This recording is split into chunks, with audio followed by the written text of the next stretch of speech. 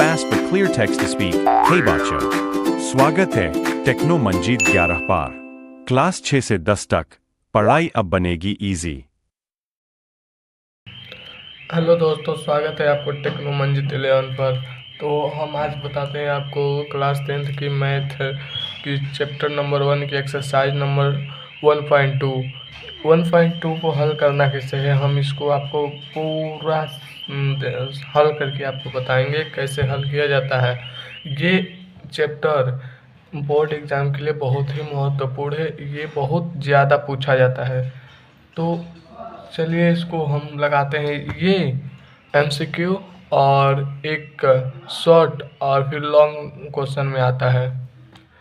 तो पहला है जो एक प्रश्न पूछ रहा है कि निम्नलिखित संख्याओं को अभाज्य गुणनखंडों के गुणनफल के रूप में व्यक्त कीजिए। कह रहा है कि यह अभाज्य गुणनखंडों को गुणनफल के रूप में व्यक्त करना है। तो सबसे पहला प्रश्न जो है वो कह रहा है 140 का। तो 140 को हम निकालेंगे सबसे पहले अभाज्य गुणनखंड। तो 140 ऐसे लिख देंगे। फिर जाकर हम इसको देखते हैं सबसे लास्ट में कौन सी संख्या है। यह सम है, 0 है। तो 0 है तो ये 2 से कट जाएगा। तो 70 दूनी 140 होगा। फिर 0 है तो 2 से कटेगा। 3 दूनी 6, फिर एक हासिल इसको देगा तो ये हो जाएगा 10। तो 2 बचे 10 होगा।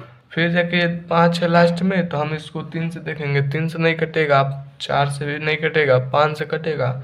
तो 5 सतह 35 कर देंगे। फिर ये कटेगा 7 है तो 7 से ही कट जाएगा। तो इसका जो गुणनफल होगा तो यहाँ हम लिखेंगे अतः अभाज्य गुणनखंड के गुणनफल यहाँ लिख देंगे। जैसे कि 140 का है तो 140 का लिखेंगे तो 2 गुणे 2 गुणे 5 गुणे 7, ये हो गया आपका गुणनफल। अब ऐसे दूसरा प्रश्न कह रहा है कि 156 का। तो 156 का निकालना रहे तो सेम यही रहेगा। तो 156 का निकाल रहे हैं तो आप देखिए ऐसे फिर जाके एक लॉसन निकालेंगे। तो यहाँ पर लिखेंगे 156। फिर लास्ट में देख रहे हैं सम संख्या है तो यह 2 से कट जाएगा। तो 2 से काटेंगे, 2 से 14 होगा। फिर ये एक हासिल इसको देगा तो ये हो जाएगा 16। तो 2 8 16 हो जाएगा। फिर ये 2 से सम लास्ट में है तो 2 से कट जाएगा। तो 2 से काटेंगे तो ये 2 3 6 हो गया। फिर ये इसको देगा तो 18 होगा। तो 2 9 18। फिर यहाँ देख रहे हैं लास्ट में विषम संख्या और 9 है तो ये 3 से कट जाएगा। तो 3 से काटेंगे तो 3 एक कम 3 है, 3 तरीके 9 होगा। फिर ये 13 है तो 13 खुद से कट जाएगा। तो यहाँ पर हो जाएगा। तो यहाँ पर आप फिर जाके आंसर में लिखेंगे अतः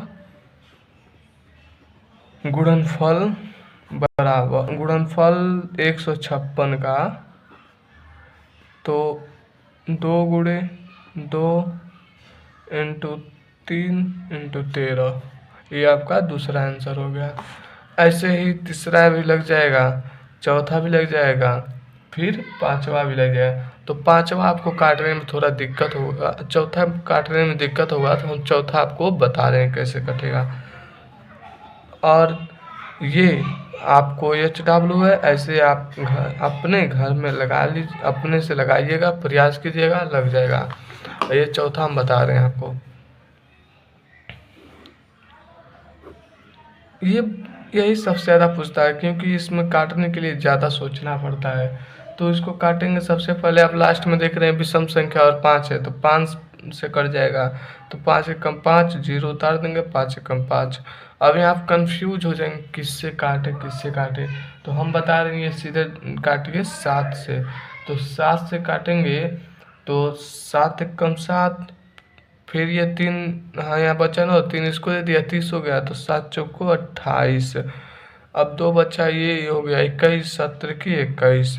फिर इसको काटेंगे आप 11 से कटेगा, 7 से कटेगा नहीं, 8 से भी नहीं कटेगा, इसलिए 11 से। 7 से काटेंगे तो कभी कट भी नहीं करेगा क्योंकि 7 दूनी 14 हो जाएगा, लास्ट में 3 आ रहा है इसलिए। तो 11 कम 11, 11 3 है 33। फिर जाकर 13 से काट देंगे तो कट जाएगा। तो यहाँ लिखेंगे अतः गुणनफल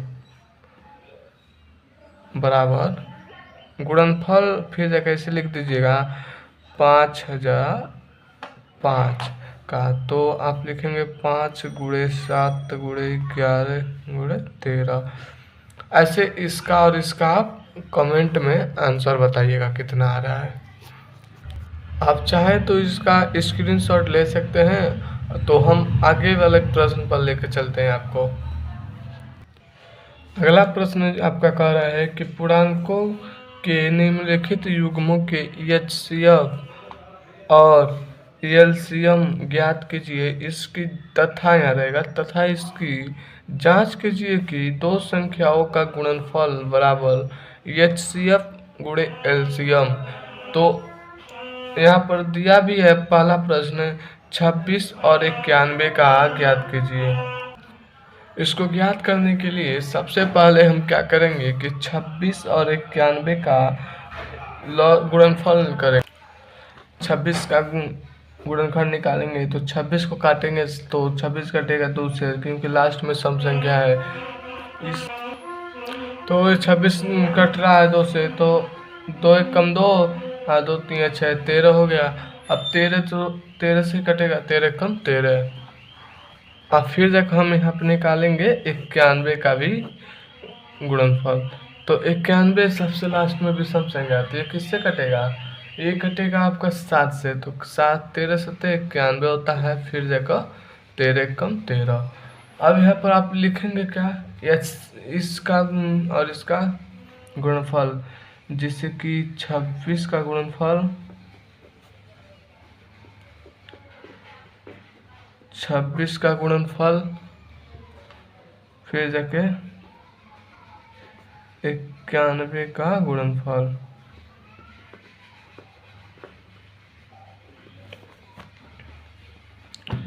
छब्बीस का क्या है 2 गुणे 13 है, और 91 का 7 गुणे 13। और एचसीएफ निकालना है इसका। तो एचसीएफ का मतलब होता है कि दोनों में जो कॉमा होगा वही एचसीएफ होगा। तो इसमें 26 और 91 के गुणनफल में जो कामा है वो 13 है। तो 13 कामा हो तो हम यहाँ पर 13 लिख देंगे। इसका निकल गया एचसीएफ। अब इसका एलसीएम निकालना है। एलसीएम निकालने के लिए हम जो संख्या कॉमन है उसे एक बार गुणा करेंगे, और जो अलग है उसको अलग अलग। जैसे कि 2 गुणे 7 गुणे में 13। तो ये हो गया आपका 7 दूनी 14 और 13 100। तो हो जाएगा यह 182। आपका हो गया एलसीएम भी। अब कह रहा है कि दो संख्याओं का गुणनफल सिद्ध करना है। दो संख्याओं का गुणनफल और एलसीएम गुणे एचसीएफ दोनों बराबर है। तो पहले लिख देंगे आप दो संख्याओं के गुणनफल। तो दो संख्याओं का गुणनफल क्या है? दो संख्याओं का गुणनफल बराबर एलसीएम गुणे एचसीएफ। तो दो संख्याओं का गुणनफल जैसे कि 91 गुणे 26। 91 गुणे 26 का होगा, तो इसको आप गुणा करेंगे तो 26 से कम 26 बचा आपके पास 2 हासिल। फिर जाके 9 छक्के 54, 5 हासिल, 9 दूनी 18, 18 5 23, 23 24 25। तो आपका हो रहा है 223 और 66, इतना हो गया। अब यहाँ पर आप एलसीएम और एचसीएफ का गुणा करेंगे तो एलसीएम 182 निकला है और एचसीएफ निकला है 13। तो आप 13 दूनी 26 गुणा करेंगे तो होगा 13 दूनी 26 2 हासिल और 13 बटे 104। और 4 5 6 6 हो गया, फिर जाके 10 हासिल हो जाए, 13 कम 13 23। आपका आंसर हो जाएगा यहाँ पर इतना 23 और 6 तो दोनों क्या है, बराबर है। तो आप ये लिखेंगे अतः दो संख्याओं के गुणनफल बराबर एलसीएम गुणे एचसीएफ बराबर है। ये आपका दूसरा भी क्वेश्चन हो गया। तो इसी तरह आप इसको भी लगाएंगे और इससे भी लगा देंगे। तो आप इसे अपने प्रयास कीजिएगा, लग जाएगा। आप फिर इसका आंसर हमको कमेंट बॉक्स में बताइएगा कितना आ रहा है। इसका स्क्रीनशॉट ले लीजिए।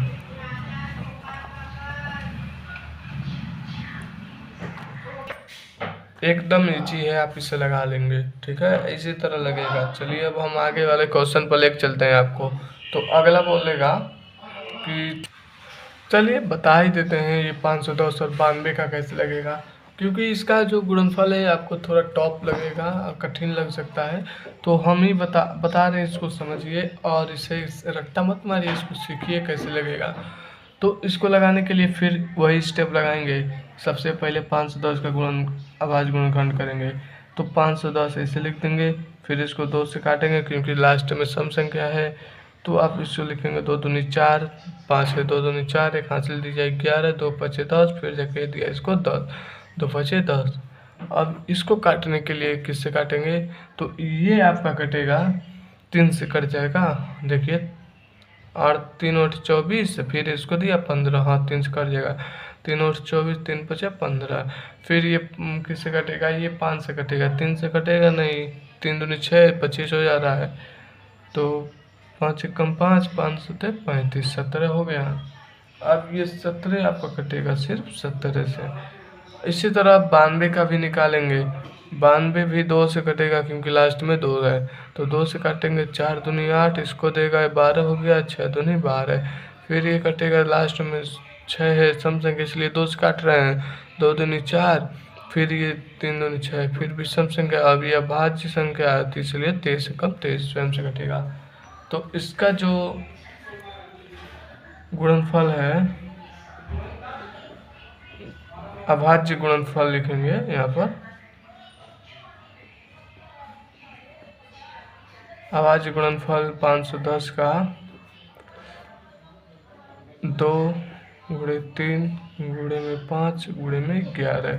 ऐसे आप 92 का भी लिख देंगे, उतार दीजिएगा ऐसे 2 गुणे 2 गुणे 23। तो हम बताए हैं एचसीएफ आप तो 6 से ही पढ़ते आ रहे हैं कैसे एचसीएफ लगेगा। तो एचसीएफ के लिए हम कामक खोजते हैं, तो यहाँ पर कॉमन एचसीएफ में 2 है, तो आप यहाँ पर 2 उतार देंगे।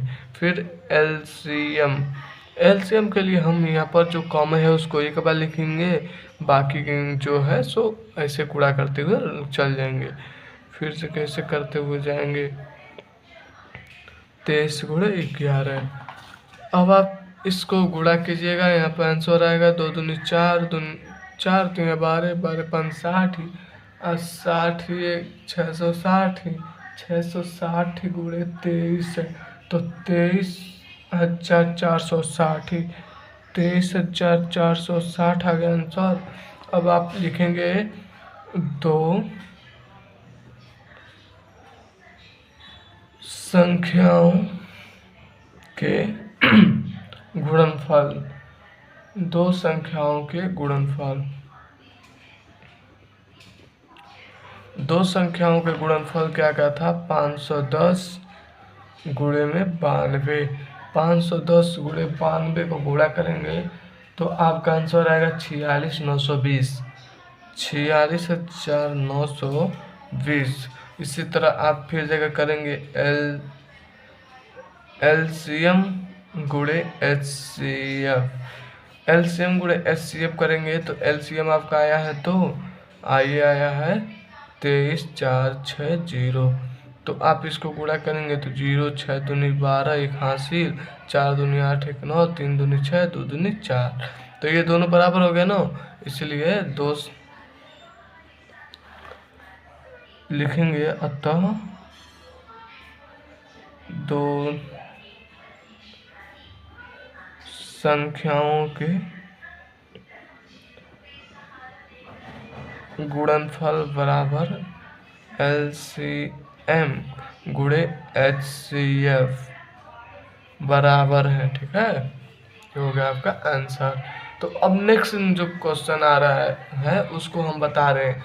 ये वाला तो आप लगा लीजिएगा, तीसरा वाला है अपने मन से, ये आसान है, लग जाएगा। इसी तरह है, सेम स्टेप। नेक्स्ट क्वेश्चन कह रहा है कि अभाज्य गुणनखंड विधि द्वारा निम्नलिखित पूर्णांकों के HCF और LCM ज्ञात कीजिए। अब इसको अभाज्य गुणनखंड द्वारा HCF और LCM ज्ञात करना है। तो अभाज्य गुणनखंड जैसे कि पीछे हम बताए हैं आपको, यही वाला है, इसी को अभाज्य गुणनखंड विधि कहते हैं। तो हम यहाँ पे लिखेंगे, सबसे पहले इस तरह करेंगे, फिर जाकर लिखेंगे यहाँ पर 12। तो 12 क्या है, एक ऐसे यह 12 एक सम संख्या है, तो ये कटेगा 2 से। तो 6 दूनी 12 होता है, फिर ये 2 से कट जाएगा, 3 दूनी 6, फिर ये 3 से कटेगा, 3 एकम 3। फिर जाकर आप ऐसे इसको निकालेंगे 15 को, 15 या 3 से कटेगा, 3 पचे 15, 5 अब कटेगा, 5 एकम 5। फिर जाकर निकालेंगे आप 21 का। ऐसे जैसे कर रहे हैं ऐसे आप भी निकालिएगा। ये कटेगा आपका 3 से, 3 सत्ते 21, फिर 7 से 7 एकम 7। अब आप लिखेंगे HCF, ऐसे HCF लिख देंगे, फिर ऐसे कोष्टक कीजिएगा, ये करिए चाहे नहीं तभी होता है। 15 फिर जगह आप लिखेंगे ऐसे 21, फिर यहाँ बराबर करके लिखेंगे। देखेंगे आप यहाँ पर और इसमें क्या कॉमन है तीनों में, तो यहाँ कॉमन हो रहा है आपका 3 कॉमा होगा, तो 3 कॉमन है, तो यहाँ पर 3 लिख देंगे। अब फिर जाके LCM इसका ज्ञात करना है, तो LCM ऐसे कीजिएगा, फिर यहाँ पर लिखेंगे 12, 15 और 21 का, इसका LCM। तो यहाँ पर वही स्टेप है, जो नहीं मैच है उसको अलग अलग लिख दो, 2 गुणे 2 गुणे, और जो सेम है उसको एक बार, फिर 5 गुणे में 7। आप इसको ऐसे गुणा कीजिएगा, 2 दूनी 4, 4 तीन 12, 12 5 60, 7 सत्ते 120, 420। बस ये हुआ आपका आंसर, LCM और HCF निकल गया। ऐसे इसको निकालना है, इसको निकालने के लिए आप ऐसे करेंगे, फिर सेम यही स्टेप है, सेम यही स्टेप। वहाँ 17 है तो 17 का निकालिएगा, फिर ऐसे कीजिएगा, फिर जाके यहाँ पर 23 का, फिर ऐसे, फिर यहाँ पर 29 लिखिएगा। चूँकि आप गौर कर रहे हैं कि यह सब अभाज्य संख्या है, तो ये स्वयं से कटेगा। तो 17 कम 17, 23 से कम 23, 29 से कम 29, से किसी अन्य संख्याओं से कटेगा ही नहीं। तो अब आप लिखेंगे HCF, HCF लिखेंगे 17, 23 और 29 का HCF क्या होगा, तो 17 का HCF जो होगा 1 होगा। ठीक है, और इसका LCM 17, 23, 29। आप सोच रहे हैं कि इसका 1 कैसे होगा, देखो कोई भी अभाज्य संख्या हो वो 1 और स्वयं से करता है, तो इसमें 1 कॉमन है, तो इसलिए 1 से कट गया है। आप यहाँ लिखेंगे 17 गुणे में 23 गुणे में 29, फिर इसको गुणा करेंगे तो आपका आंसर आएगा 11,339। ये रहा आंसर। ऐसे आप इसको भी हल करेंगे, तो इसको हल करके हमको बताइएगा कितना आ रहा है आपको कमेंट बॉक्स में। तो अगले क्वेश्चन की ओर लेके चलते हैं। चलिए आगे चलने से पहले यदि आपको ये वीडियो पसंद आ रही हो तो चैनल को लाइक, शेयर और सब्सक्राइब कीजिएगा। वीडियो को शेयर ज़रूर कीजिएगा ताकि और लोगों के पास भी चला जाए। चलिए अब जो प्रश्न है वो कह रहा है HCF आपको दिया है 306 और 657 का HCF दिया है 9। अब इसको कह रहा है इसका LCM निकालिए। तो सिंपल ये भी है, ऐसे आप इसको हम दो तरह से लगा सकते हैं। चलिए हम आपको इजी तरीका बता रहे हैं। सबसे पहले आप ऐसे कीजिएगा, पहले गुणनखंड निकालिएगा 306 का। 306 का निकालेंगे, लास्ट में सम है तो 2 से कटेगा 153।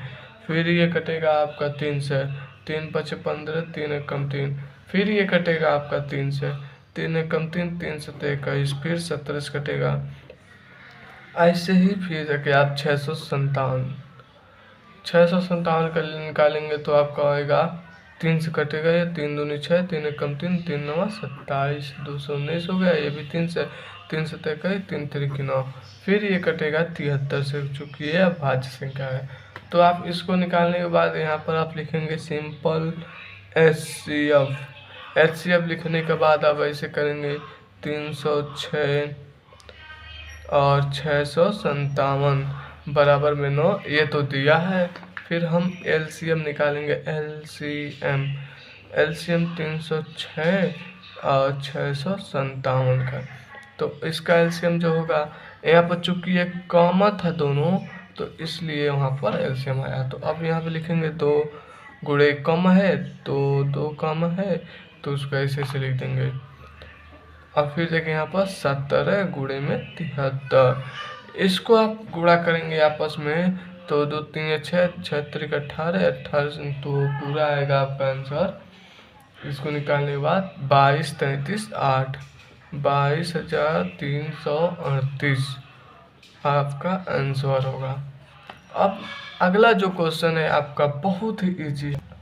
ये जो आपका अगला जो क्वेश्चन है, कह रहा है कि जांच कीजिए कि क्या किसी प्राकृतिक संख्या n के कोई, देखिए प्राकृतिक संख्या है, प्राकृतिक संख्या n है, तो इसके लिए जो संख्या 6 पर n है, अंक 0 पर क्या ये समाप्त होगा। ये कह रहा है ये n प्राकृतिक संख्या है और 6 पर ये n घात है। तो आप ये बताइए क्या ये खत्म होगा।